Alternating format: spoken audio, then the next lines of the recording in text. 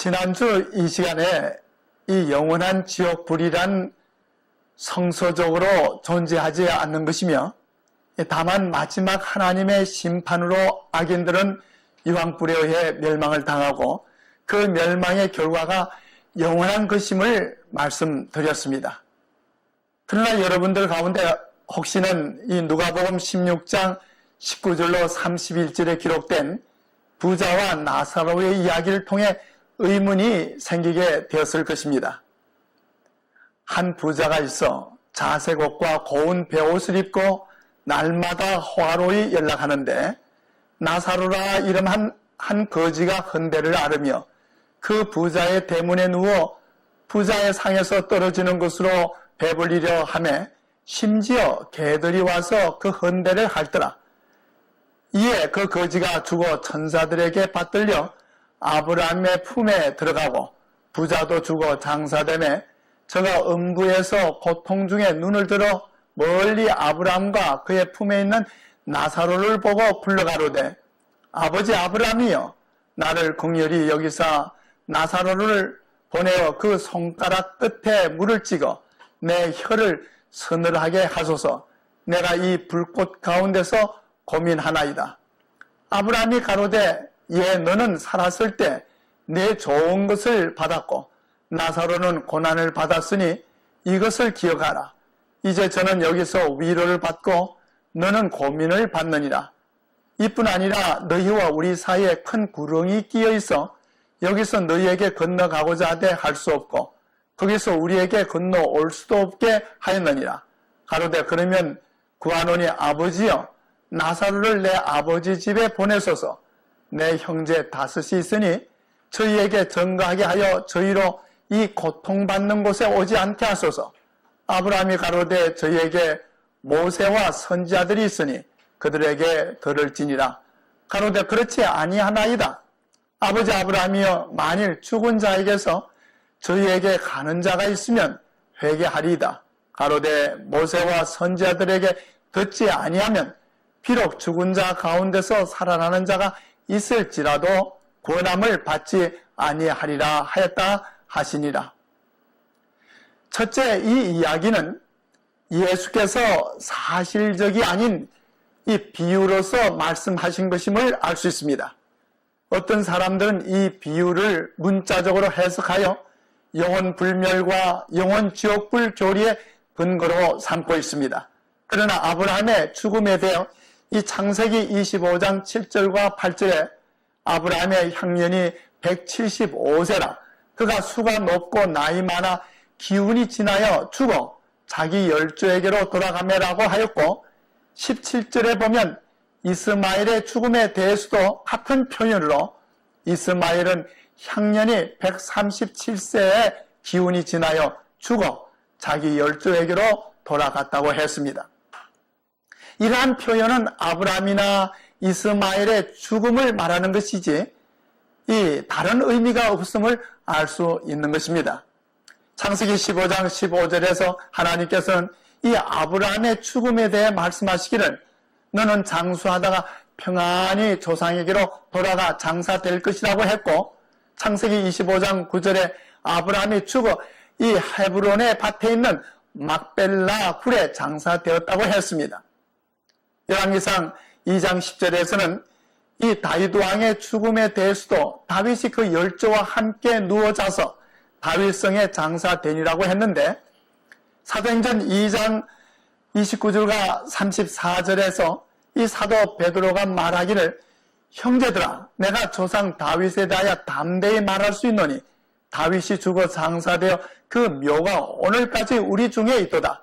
다윗은 하늘에 올라가지 못하였다고 했습니다. 그러므로 아브라함도 죽어 그 묘와 함께 이 땅에 있는 것이지 결코 하늘에 가 있지 않는 것입니다.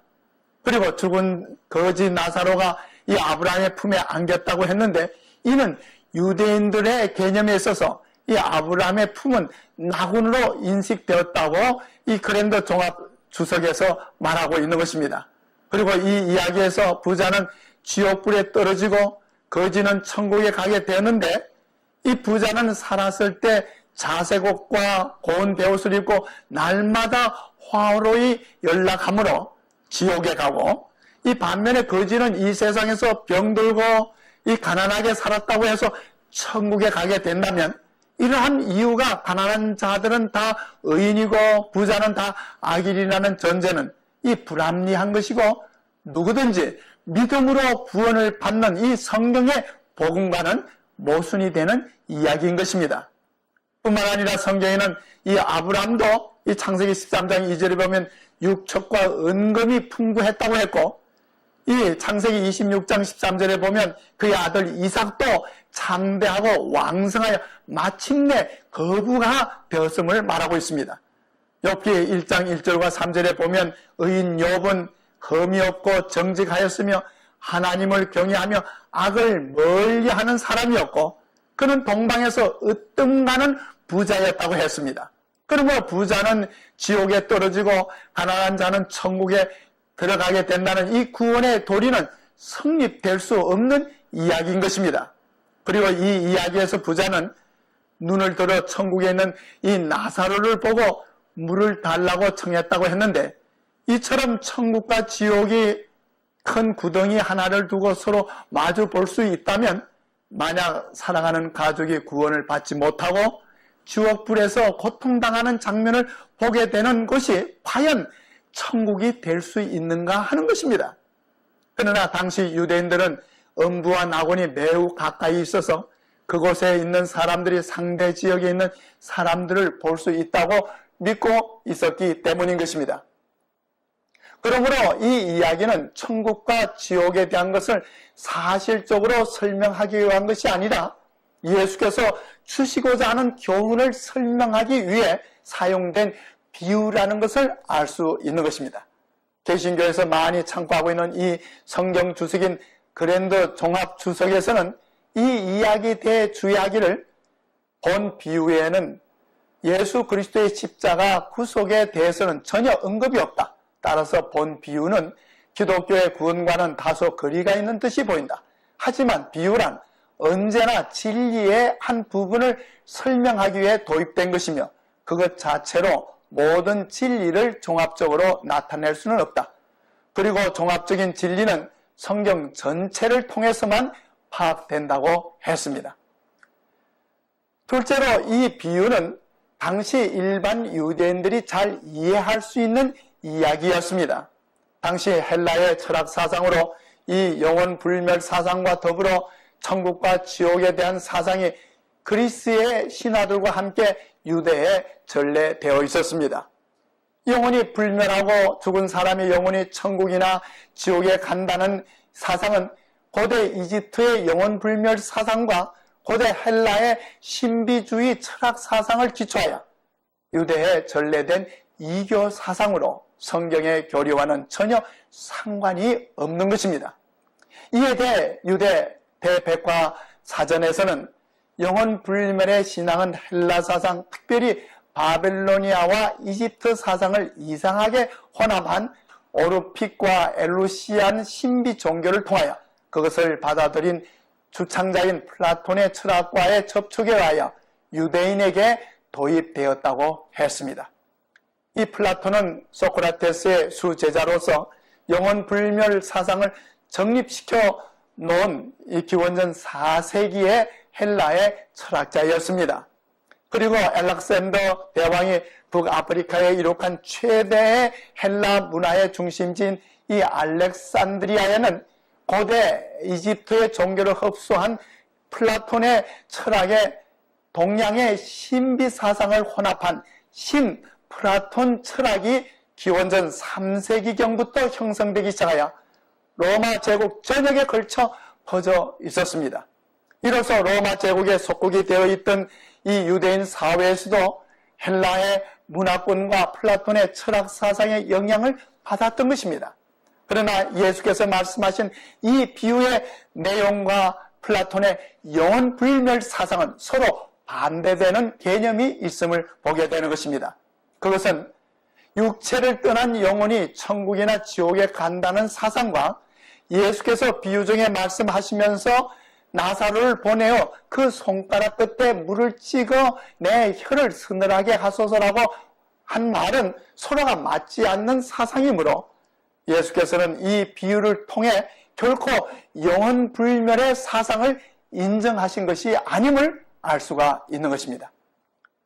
셋째로 예수께서 이 비유를 통해 바리새인들을 위시하여 유대 백성들에게 경고의 기별을 주신 것입니다. 당시 유대인들은 이 아브라함의 후손으로 택한 백성이며 부자는 하나님의 은총을 받은 사람이고 또 반면에 가난하고 병든 사람은 하나님의 은총을 받지 못한 자로 구원을 받지 못할 사람으로 알고 있었던 것입니다. 그런데 이 비유의 말씀을 하시기 전에 예수께서는 바리새인들을 향해 책망의 말씀을 하셨습니다. 누가복음 16장 1절로 15절에 보면 예수께서는 불의한 청지기 비유를 말씀하시므로 재물을 가진 자들의 책임과 도리에 대해 말씀하시면서 너희가 하나님과 재물을 겸하여 섬길 수 없느니라고 하셨습니다. 그러나 바리새인들은 돈을 좋아하는 자라 이 모든 것을 듣고 비웃었다고 했고, 그러자 예수께서는 이르시되 너희는 사람 앞에서 스스로 옳다 하는 자마다 자인이 너희 마음을 하나님께서 아시나니 사람 중에 높임을 받는 그것은 하나님 앞에 미움을 받는 것이라고 말씀하셨습니다. 그리고 나서 곧 이어 이 부자와 거지 나사로의 비유를 말씀하시게 되었는데, 그러므로 이 비유에서 자색 옷과 고운 베옷을 입고 날마다 호화로이 연락하는 부자는 하나님께로부터 많은 축복을 받았다고 스스로 생각하고 있는 바리새인들을 가리킴을 알 수 있는 것입니다.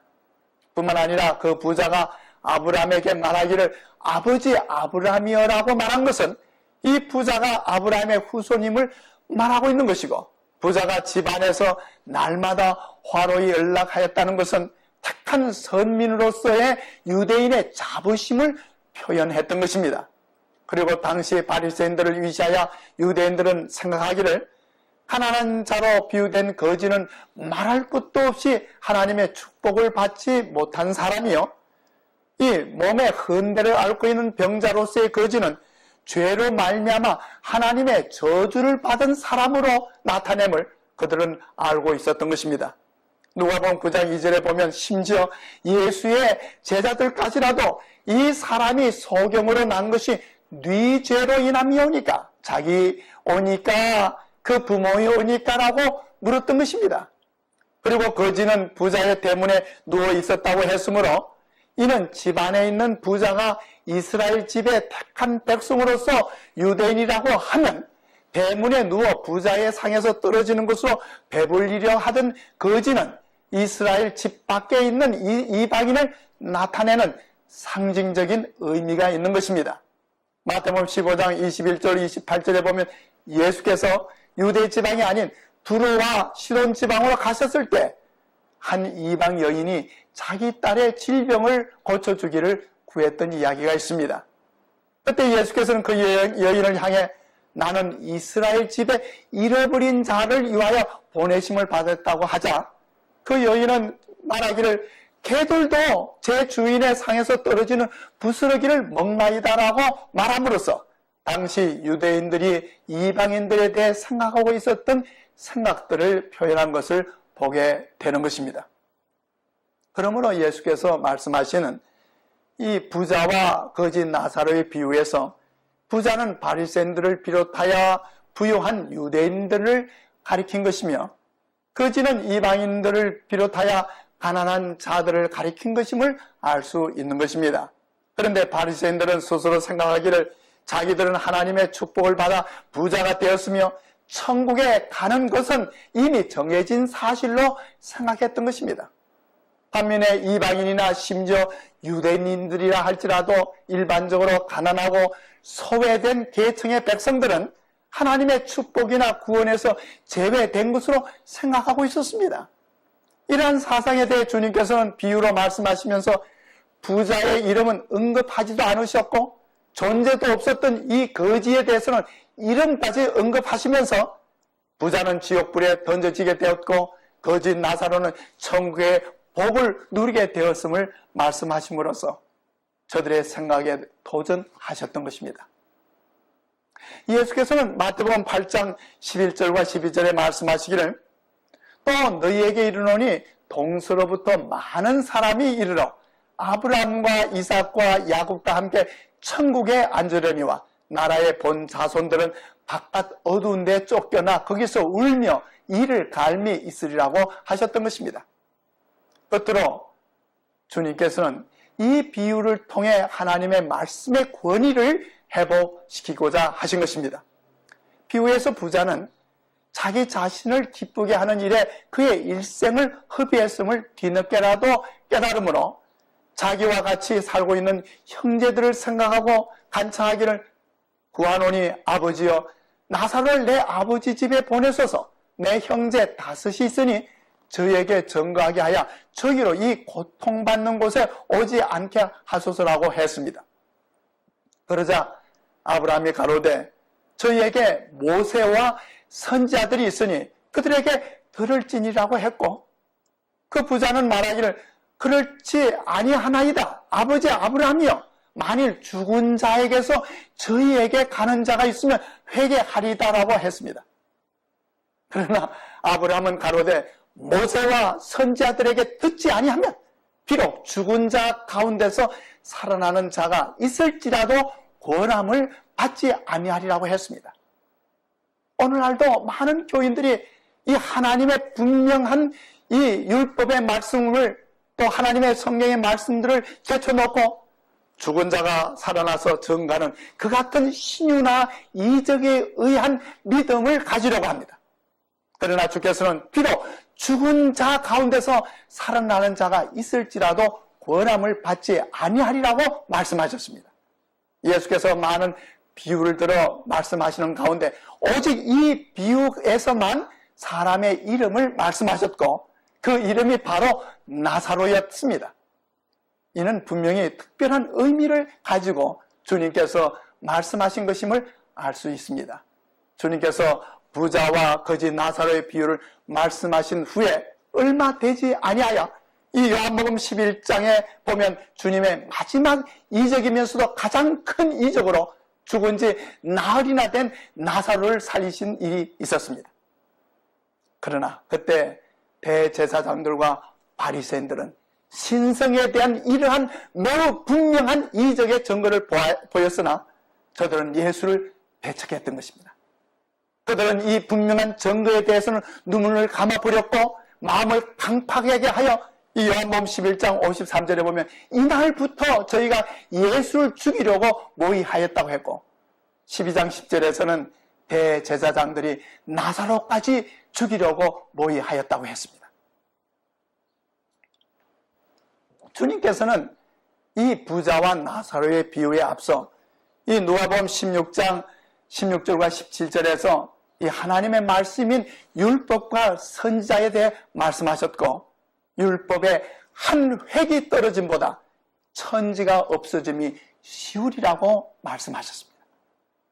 예수께서 율법과 선지자가 증거한 것에 유의하라고 하셨는데 이는 하나님의 말씀인 성경을 가리킨 것이고 만일 사람들이 성경에 나타난 하나님의 말씀을 듣지 않는다면 비록 죽은 자 가운데서 살아난 정인의 말이라 할지라도 유의하지 않게 되리라고 말씀하신 것입니다.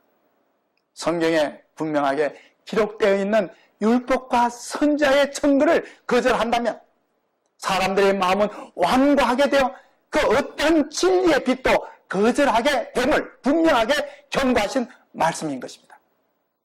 이처럼 오늘날도 부자와 나사로의 비유를 통해 분명하게 가르쳐 주신 교훈들은 제쳐놓고 영혼 불멸, 영혼 지옥불, 그리고 사회도 구원의 기회가 있다고 하는 것 등등으로 이런 교리들은 전적으로 사단에게서 온 암시요 사단의 거짓된 교리인 것이 분명한 것입니다.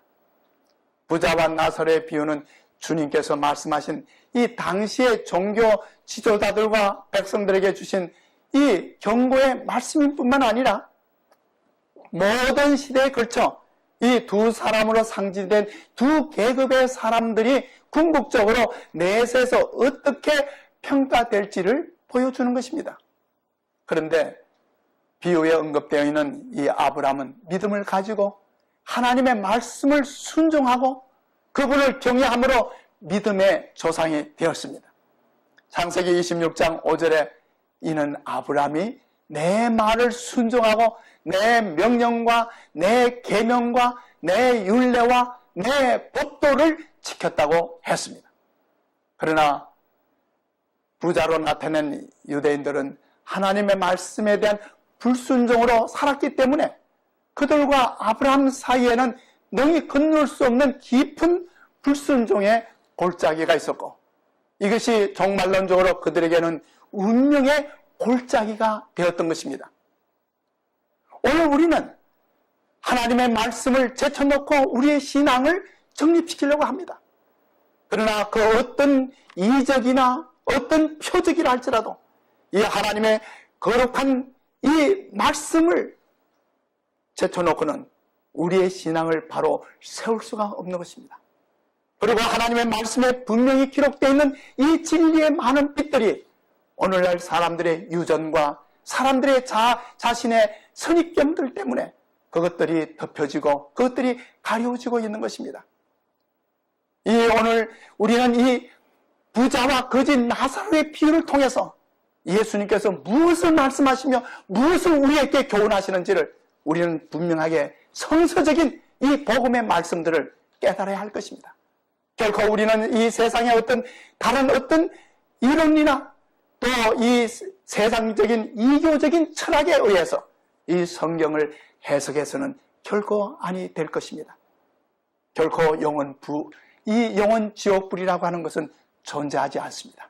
또 사람이 죽어 영원히 어디 공중에 떠다닌다는 하는 것도 이것은 전혀 근거가 없는 이 사단의 교리가 되는 것입니다.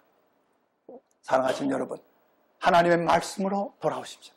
하나님의 거룩한 말씀을 깊이 연구하고 진정 이 하나님의 말씀이 우리의 생명과 복음의 말씀이 되고 구원의 도리가 되어서 주님께서 이 땅에 재림하신 날 우리 모두가 주님을 맞이하는 진실된 재림의 신앙을 가지는 성도들이 되시기를 주님의 이름으로 축원합니다.